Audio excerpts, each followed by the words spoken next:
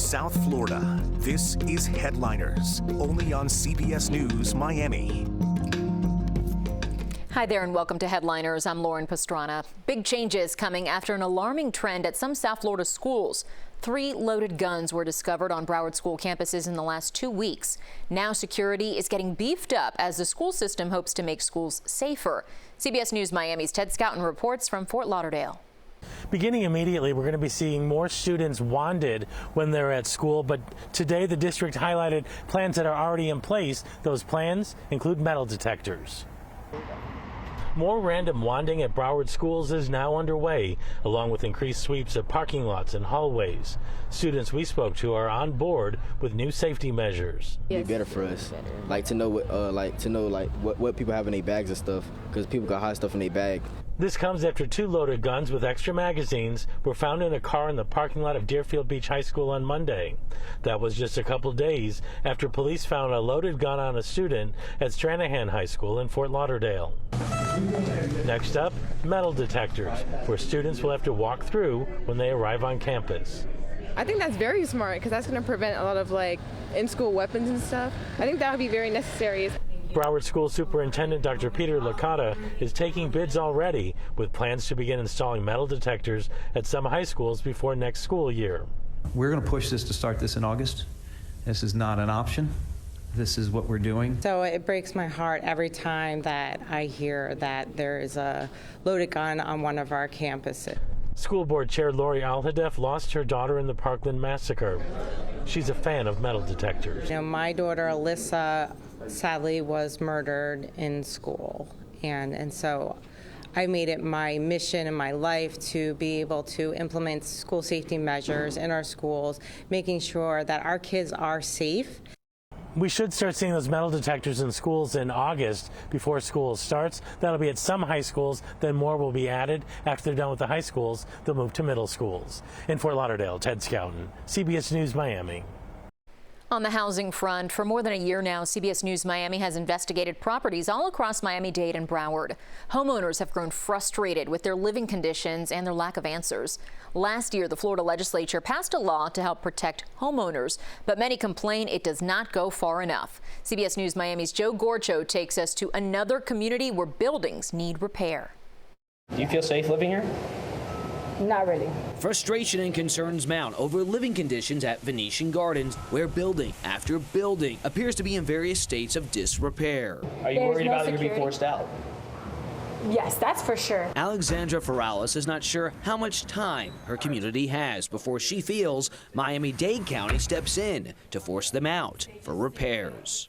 The county's website lists 7 unsafe structure cases at the association. The county tells CBS News Miami it knows and is actively monitoring the association. How are we like this? They can't even do anything right. Any job that they do, they don't complete it properly. They are association leadership in this community of 21 buildings. I contacted the board president and property manager about the open cases, needed repairs, and the community's current condition. They have yet to respond. Look at this patchwork. Why? Look at this ceiling and the cracks in it. This is gonna fall the second it rains. We see more evidence of disrepair at a neighbor's home. The outside hides what's on the inside. A gaping hole in the ceiling, containers underneath to catch water. A few years back, in Ferralis' unit, water floods the kitchen after a bad storm. Now a plastered wooden board outside they installed keeps it out. If you own these properties, at the end of the day, this is your investment. You should care enough about it. Something should have been done a long time ago. Ferralis and other residents tell CBS News Miami they seek greater clarity about why their association dues don't add up to faster repairs. Help might be on the way soon. Very disturbing. Our office sees hundreds of these complaints. First of all, you have to start with teeth in the law. Miami-Dade County State Attorney Catherine Fernandez-Rundle says current state statutes limit law enforcement from addressing other concerns raised by homeowners statewide, including investigating or ensuring transparency in board elections and obtaining financial records. We really want to see alignment so that elections, transparency of records, record keeping, failure to turn over records, that all of these things will have built-in consequences. In Tallahassee, lawmakers are working on it during this this legislative session. That's why this year we're going to focus on governance and regulation, right? We heard a lot of complaints about not being able to access records. State Rep Vicky Lopez worked on condo association reform with state senators Jason Pizzo and Jennifer Bradley. Under the proposed bill, the Department of Business and Professional Regulation will be granted jurisdiction to hold bad actors accountable. DBPR, they could have the authority to have those board members removed. That would be new.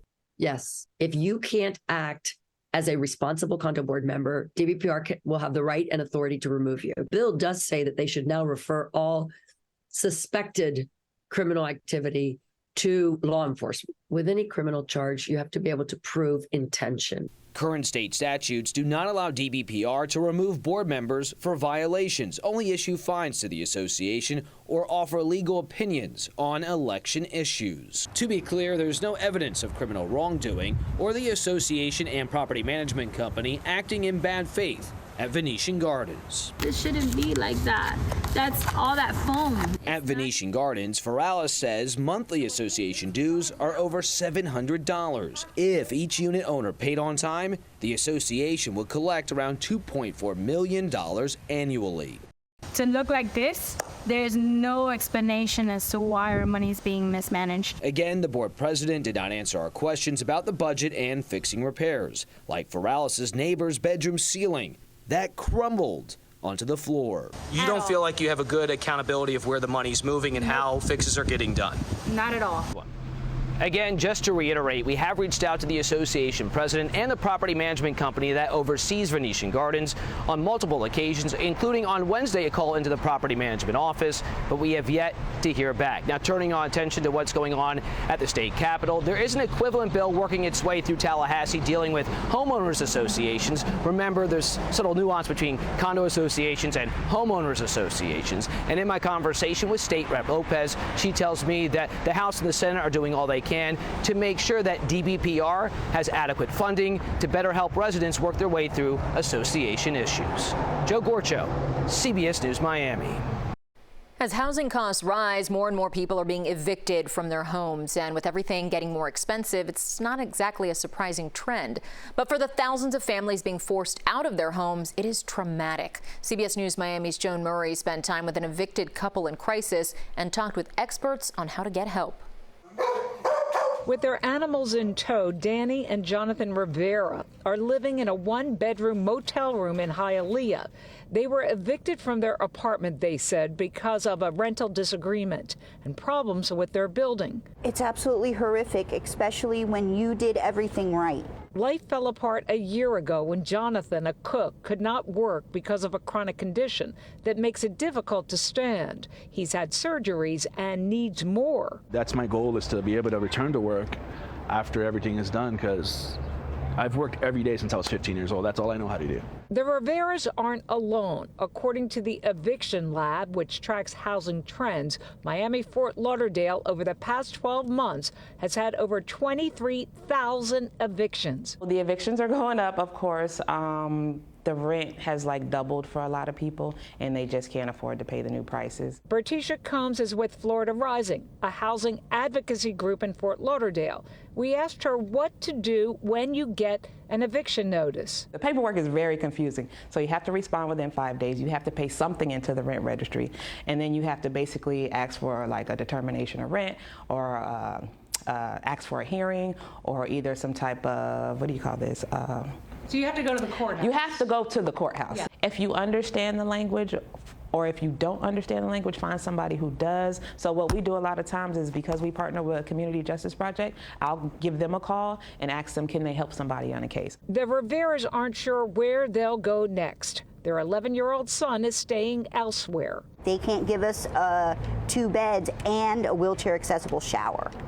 So we have to choose between mine and my husband's ability to bathe or being with our son at this location. I always tell people, it can only get better, because it can't get worse.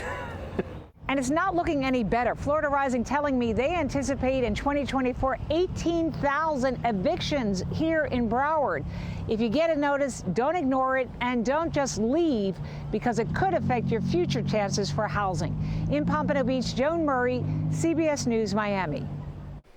When we come back, a little help goes a long way. 2 Miami-Dade police employees cross paths with a woman who was struggling. How they are making Miami proud next. From South Florida, this is Headliners, only on CBS News Miami. Welcome back. I'm Lauren Pastrana. Now to a travel advisory as spring break approaches. The U.S. is warning Americans to be extremely cautious when traveling to Nassau, Bahamas and Jamaica. The State Department cites a recent string of murders and violent crimes. CBS News Miami's Anna McAllister is at Fort Lauderdale Hollywood International Airport with safety tips. According to the U.S. Department of State, there have been at least 18 gang-related murders in Nassau since January 1st. And while this advisory is urging tourists to use extreme caution when going to these islands, those who live in the Bahamas tell us people who are traveling there have nothing to worry about.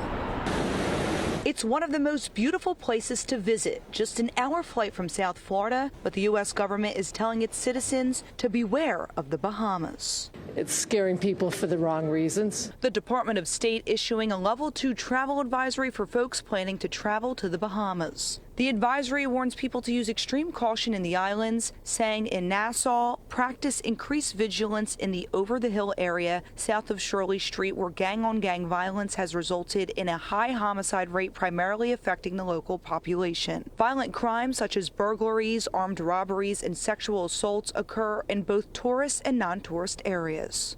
We caught up with some folks who live in the Bahamas and flew into South Florida Monday. When we asked them about the advisory, they told us this. I haven't heard of any incidences that happen with tourists, and it's just an unfortunate situation, but I think they're going to try to get a handle on it as soon as possible. It's all drug related. It's all kind of execution style murders. It's shooting also in areas where no tourist ever only will not only know these areas. Bahamas residents we spoke to also advise visitors to be aware, but don't be scared. Wherever you go, you have to do your due diligence and be knowledgeable of areas and the people. And Bahamian people are very friendly. It's just pockets of individuals that are causing confusion in our country. If you plan to go to the Bahamas in the near future, the Department of State lists a few safety tips to keep in mind. Don't answer your hotel door unless you know who it is. Don't physically resist any robbery attempt. Enroll in the Smart Traveler Enrollment Program to receive alerts and make it easier to locate you in an emergency situation. And prepare a contingency plan for emergency and medical situations. Reporting from the Fort Lauderdale Hollywood International Airport, Anna McAllister, CBS News, Miami. Now to this week's all-new Miami Proud. An unlikely friendship between a woman struggling with homelessness and 2 Miami-Dade Police Department employees is proving how little things can make a big difference. It started with that woman's broken-down van and led to a chance at a new beginning. CBS News Miami's Terry Hornstein has the story. Hold on. I have to dress you up. Okay. Dress you up there. Okay. Miami-Dade Police Dispatcher Nicole Sears loves to offer a helping hand. So when Neighborhood Resource Officer Leonard Contave asked for a favor, she jumped at the chance. Officer Contave reached out to me and asked if I would help him create some sort of way to receive funds for her. And that her Sears is talking about, Maria Isabel Garcia. It all started just days earlier, the day after Christmas, in fact. I'm having a problem with my car in the battery. You know, this is the holidays. She's alone.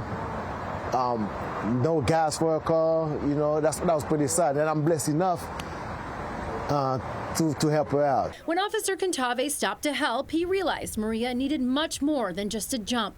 She needed a fresh start. She pretty much was homeless. So I took her to the gas station, filled up her tank for her, and went to the mechanic shop, spoke to the owner, so they gave her a brand new battery for her car. He asked me, what happened to you? You live here? Yes, I live in my car. Why? And I explained to him, I don't have a job in this moment. Maria had fallen on hard times during the pandemic. She lost her job as a security guard, then her license expired. And without the funds to pay to renew it, she was stuck and had been ever since, alone and living out of her van. I don't have nobody. I don't have family. I don't have friends. I don't have husband. I don't have nobody. I'm crying so many times inside this car.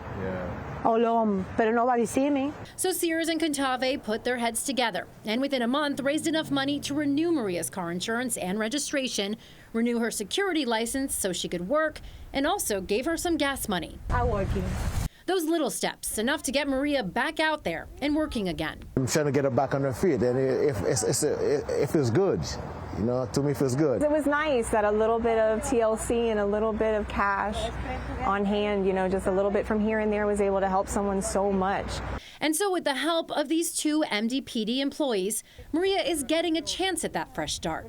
She is working again as a security guard, is applying for housing, and they say this is just the beginning. So I just started it, and I want to finish it. Make sure she gets a house. Hopefully she gets a better car. And then once that's done, I think my job is done for now, until the next project. That sentiment and that chance encounter, why Maria says she will forever be grateful. So I love you. I love him. I love you so much because he's a good person. He's a good guy. He's an angel. He's my angel. And this truly is just the beginning. Sears and Officer Contave were so inspired by how they were able to help Maria. They're starting a nonprofit to help others like her. It's called Blue Hearts of South Florida. We'll put a link on our website on how you can help if you want to get involved. That's cbsmiami.com. Terry Hornstein, CBS News, Miami. When Headliners returns, big changes coming to a nearly deserted South Florida mall. What the city says about the fate of Sunset Place. Next. From South Florida, this is Headliners, only on CBS News Miami. Welcome back. I'm Lauren Pastrana. One of history's great mysteries may have a new development. Amelia Earhart vanished in a flight over the Pacific nearly 87 years ago after taking off from South Florida. Now, could an image captured on the ocean floor be linked to that fateful flight? CBS News Miami's Christian Benavides reports. Miss Amelia Earhart was lost in mid-ocean. A great aviation mystery may have a significant new clue. This sonar image from deep in the Pacific Ocean. That grainy outline resembles the shape of Amelia Earhart's long-lost Lockheed Electra plane. I mean, she's America's favorite missing person, right? As long as she's missing, there's always going to be somebody out there searching. Including Tony Romeo, a former U.S. Air Force intelligence officer who founded Deep Sea Vision, the company which mounted an expedition that captured the image. You know, it's logistically very challenging. It took us 18 months from start to finish to kind of put this whole thing together. Earhart disappeared in 1937, attempting to become the first female pilot to fly around the world. She was already the first woman to fly solo across the Atlantic, only the second person to ever do so. On July 2nd, she and her navigator took off from New Guinea with a planned refueling stop on Howland Island, situated between Australia and Hawaii. Most likely, she ran out of gas, so she would have tried to sort of pancake land the airplane into the water and the surface. And then as it filled with water, it would have slowly sank and then spiraled down to all the way down to the seafloor. Aviation's leading lady, Miss Amelia Earhart. For decades, her disappearance has been the source of speculation and folklore, from castaway on a deserted island to being a spy to captured by the Japanese, even living under an assumed name as a nun in New Jersey. All theories Romeo hopes his findings will put to rest. Christian Benavides, CBS News, Miami. Over the last several months, there's been a lot of chatter on social media about Sunset Place and what's happened to it. The once trendy shopping mall, at one time a bustling hotspot, is now a virtual ghost town. But this isn't the first time we've seen an entertainment center at this location go from boom to bust. CBS News Miami's Hank Tester takes a look at where we've been and where we're going. It is a massive property covered by 10 acres worth of storefront mall. The intersection, US 1, Red Road, the shops at Sunset Place, South Miami. Inside, not much going on. Mighty quiet is documented in this viral post on TikTok. Just going to this place, this used to be a great little mall area. You look around and it's so sad. There's 60 different stores in this mall, and I believe about maybe 10 or 15 of them are open. It doesn't take long to figure out that Sunset Place is not your typical shopping mall. So different from the day in 1999 Sunset Place opened the doors. This was absolutely magnificent, outstanding. The architecture is beautiful. The concept is unbelievable. And all the stores that we like are like here and everything. Well, it's been empty for some time, I think. There hasn't seen much activity recently, and I've heard there's some things going on in there. Not much going on, but plenty of action behind the scenes. Sunset Place is going down. At least that's the plan, and the locals are all for it. They're going to tear it down, you know? I did not. Yes. Wow, long time coming. Good. I'm sure they can put something much more productive and useful for the community there. Tear down this massive mall? It's a story South Miami residents have heard before. A little history's in order here. 1925, the Riviera Theater, built on the property that's now Sunset Place. It failed after the hurricane of 1926 and remained empty till 1934, repurposed when the Wholesome Bread Company set up shop. 1982, Wholesome moves out. 1986, a massive mall called the Bakery Center was built. It lasted 10 years. A bust. It was torn down. 1999, another try at a huge mall, the Shops at Sunset Place. 25 years later, look inside. It tells the tale. Another failure. But why? Because I don't like the stores or the look of the mall. I think it's too old. Sunset Place was not able to compete with Dadeland, the Falls, Merrick Park. But there's another reason. Local community never accepted the look and feel of Sunset Place. You know, I think it's failed because it hasn't really related to the rest of the city. It's been an island on its own. It's been thought of that way by the community. So is the third time going to work? And what's the plan? Well, the city has requested plans, renderings that include small shops, residence, hotels, office space located well away from the streets, a movie theater, open streets that are pedestrian friendly. As we've been talking to the new ownership, is their desire to kind of reknit it back into downtown, make it part and parcel of the fabric of our town center. The locals will have to live with the almost empty Sunset Place for some time, likely a 4-year process. Plans need to be approved. There's no renderings of the new project as of yet. Is a third time a renovation here? Is it a charm? Is it going to happen? Is it going to be a success? Or is this the fourth time this happened here? I'm Hank Tester, CBS News, Miami. Thanks for joining us this half hour on Headliners. As always, keep it right here to CBS News Miami for up-to-the-minute breaking news and weather 24 hours a day. Make it a great one.